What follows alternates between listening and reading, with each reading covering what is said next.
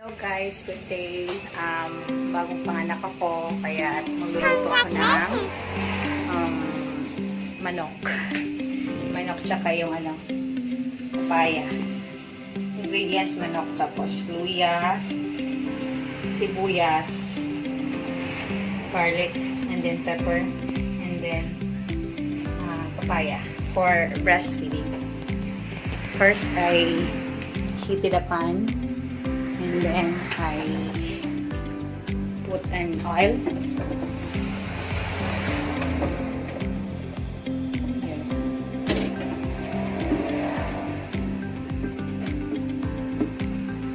Isa lang ng sa spices.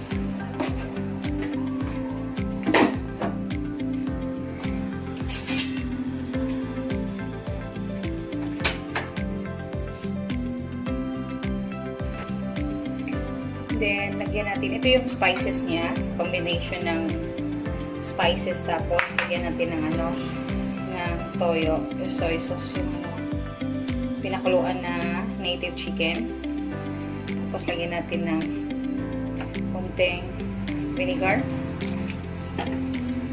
Tapos, ito, isa natin yung yung mga spices.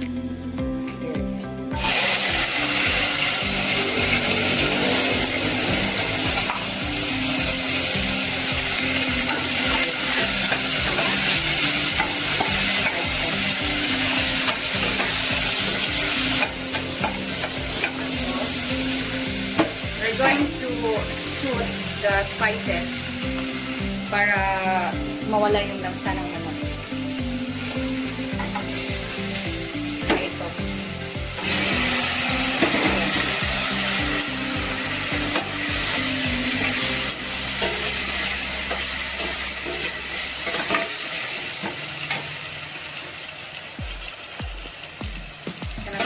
Chicken, native chicken.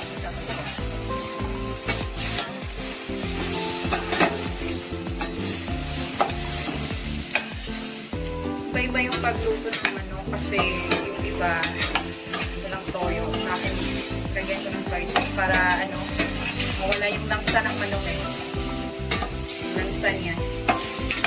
Tsaka after shooting it, we're going to prepare a water for tenderizer.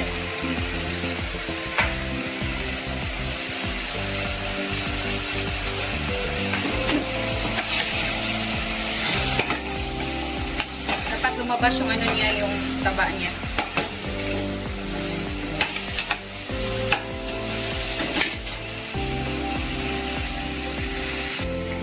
Since lumabas na yung niya, yung taba niya, lagyan natin sa ng water para lumabas yung niya ng karne.